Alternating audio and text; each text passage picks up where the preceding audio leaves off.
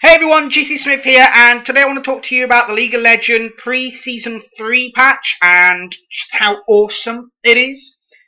I absolutely love this patch. There are a few changes I'm not so keen on, but overall, it's amazing. And there are two massive changes in this patch, the jungle and the items. So let's first give my opinion on the jungles, I guess, or the jungling. Uh, Definitely a lot more interesting, to say the least. There's less urge for a jungler to put pressure on lanes. People aren't going, gank now, gank now, gank now. And junglers that do try and gank at level 2 now seem to be punished for it. Because if they gank at level 2 and they don't get the kill, or even an assist, they've missed out on a lot of gold. When they go back to the lane, they're probably taking damage. So when they go back into the jungle, the minions are now kicking their ass. Secondly, if you want a safe jungle, so you go the new item, the Butcher's or Hunter's Machete, whatever you want to call it. No, it's Hunter's Machete. Your ganking presence at level 1 is less powerful because you actually do no extra damage with it against minions or champions.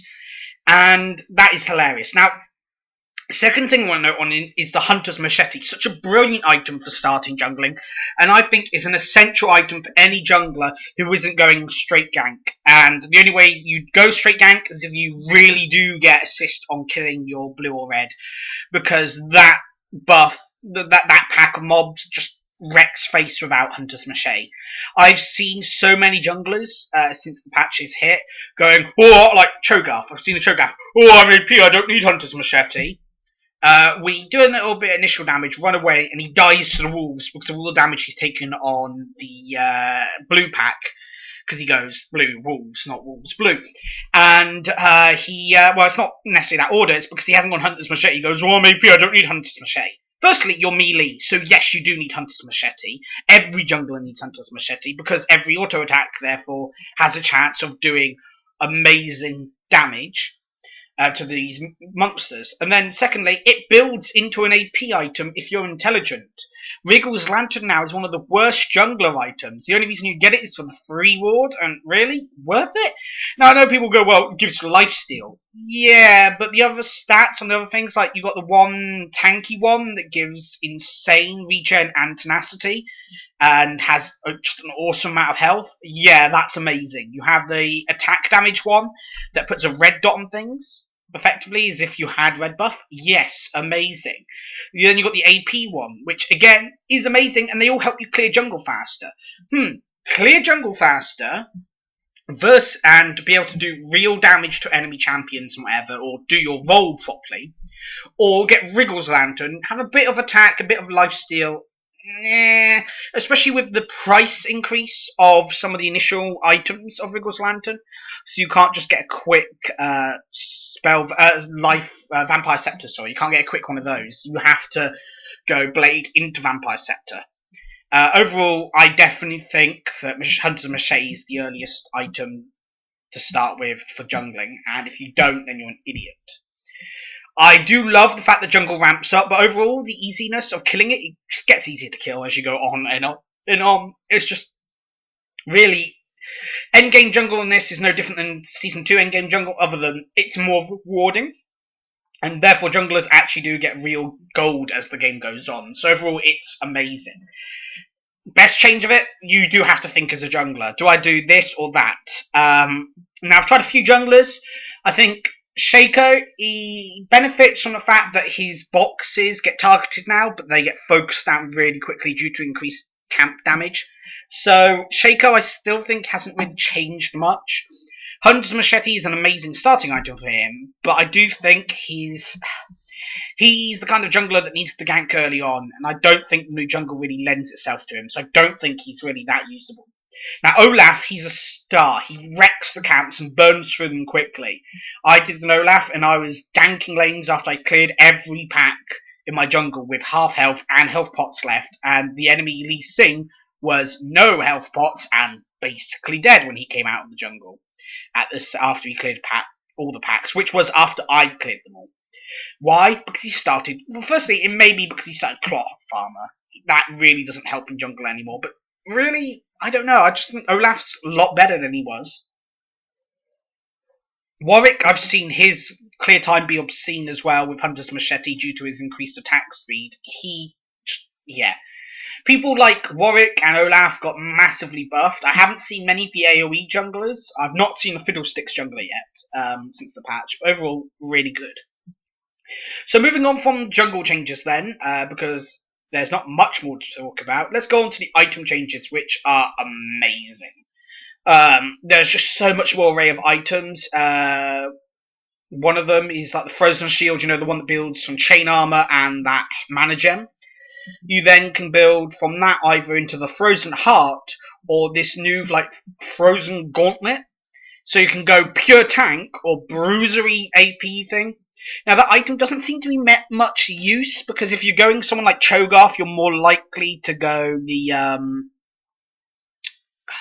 what's the other one?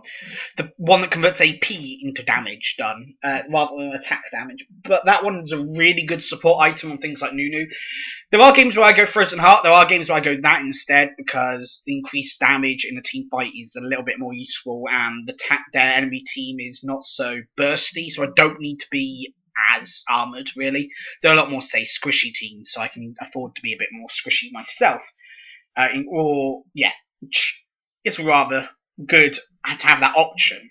Things like the Black Cleaver, the Black Cleaver is just, they've changed so well. Be an AD caster item, so makes like my Pantheon, which I just bought this week because of the item changes, so much fun. I love going first build into Brutalizer to Black Cleaver, then into something like Frozen Mallet or Bloodthirster. I'm erring towards Frozen Mallet at the moment, but hey, it's just so much fun playing Pantheon at the moment, especially when I play mid against a Katarina. Oh, the amount of mid Katarinas I've screwed over because when they ulti, I just leap onto them. It's so fun. Items, just a lot more variety in them. A lot of items got made more expensive and a lot got made cheaper. Attack damage was made cheaper. The basic attack damage sword, which only gives 10 attack damage, has gone from 420 down to 400, which makes buying it actually a lot quicker. A few seconds quicker, which is a lot, it's actually quite useful, shaving that time off and getting back into lane quicker. It means Brutalizer's cheaper, and it means Black Cleaver is cheaper as a result. The AP, I think, has been made slightly more expensive. Although I think the Rabadon's death cap is cheaper, I think. But I think it's also gone down by like 20 ability power, so that might be why. Armor's definitely got more expensive. The chain armor's gone up from 700 to 720, so that's where the extra 20 gold that you saved on your basic blade has gone to. So overall, they've kind of shifted it, kind of made it more expensive to be a bit tankier. But overall, I don't mind so much. There's a lot more variety in items, and when I play support, I'm getting gold. Which actually, I need to talk about that as well, don't I? Supporting. Because supporting has been made so much more fun in this patch. I get gold whenever I hit the enemy champion, which makes harassing so much fun on people like Sona. So, harass, gold, gold, gold! You start with if you get the right masteries, you start with a Mana Biscuit and Total Biscuit and a Sight Ward that only lasts for a minute, but still really good to get a 3 ward out of it all. Then you can also go into the Crystalline Flask, which is an amazing first buy for support. Every time I base, I get 3 charges of health and mana potion. Yay! Absolutely amazing, and I would recommend the build. I mean, in fact, I start all supports now the same way. 1 ward, the mana necklace, and the Crystalline Vial. Because the mana's more important than the health, because the Crystalline Vial basically gives me a quarter of my health each vial charge, so I can get 3/4 in base if I needed to. And when I beef on new wards anyway, it's just amazing to support now, actually, compared to before. A lot more fun, a lot more rewarding, less pressure. Although I do think the actual ward stones are useless. I don't see them being useful for supports at all. Yeah, but for supports you can get them. Why? You know, they're 750 gold, which means I have to dump 750 gold into a site ward, and I can only ever put 2 wards at once. By the time I have 750 gold, I kind of want to be getting some more of my more rewarding items. The first lot of 750 gold would be going into my gold per 10 item, the health mana regen item, which is insane, and a really good support item. The second one I would build into the lucky pick to get more gold, and then I build my boots or more. You know, so there's no point buying the ward stones. And it's like, but like, you know, the mana cost of them effectively lends them to either a really early buy, useless. You save a bit of gold over the long term, but otherwise, what do you lose? You lose out gold per 10 anyway. You're buying that. I save gold. Yeah, but you're not getting gold per 10. I save gold. Not really. You can only have 2 wards at once, and I need to buy 10 wards to meet that, right? Now, at the same time, I've spent... Yeah, so I have to buy 10 wards. I buy 2 wards, you buy that. I've then got gold because you spent all 750 gold. I've got gold to get the gold per 10 item, which gives me more health and mana regen and gives me more sustain. Overall, it's the noble buy. You could buy it late game, but then why? Oh, look, I have the gold to buy it late game. Yeah, and you can only have 2 wards at once. Late game, you kind of want to ward the entire map, or at least have like 5 wards every time you place them.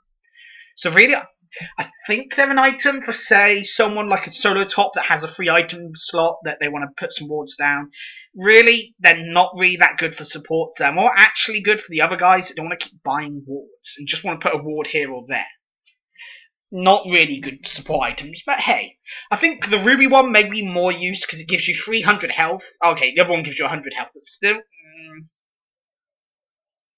It gives you 300 health and gives you ruby wards, you know, the ones that show other wards. So that might be more useful, considering the cost of ruby wards, and the fact that you may actually want some of those late games. But I don't have the free item slot for it because I'm carrying the other wards, and I've got a full support build.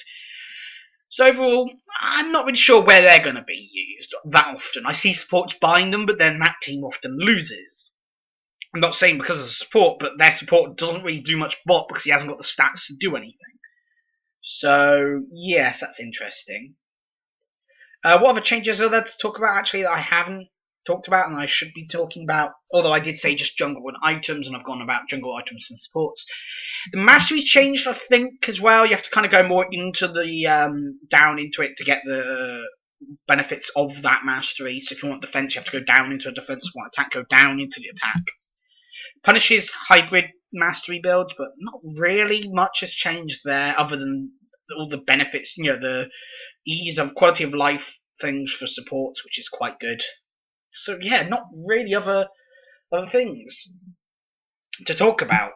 Other than mention maybe for the items that, yeah, support items. I can now build Lucky Pick into 3 different items, all of which are supporting. You've got the book, which actually gives a passive now every time you knock an opponent down below 40% due to your damage, which is like, what?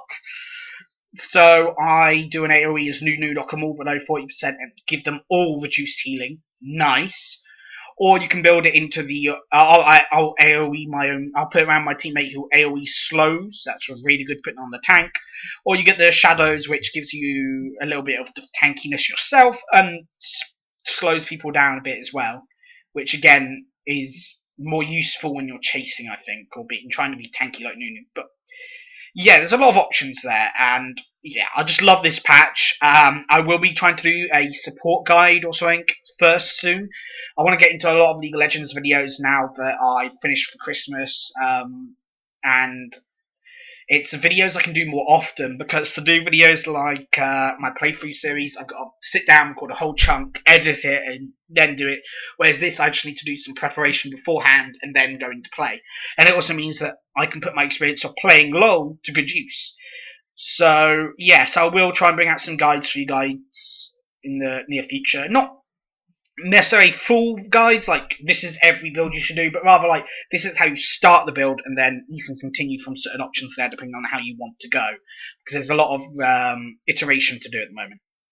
So obviously if you like this video, don't forget to like. If you want to see some of my more LoL related videos, hit subscribe and they'll come into your box when they're uploaded, as well as all my other videos. Do check out my other videos on my channel, and thank you very much for watching, and I'll see you next time.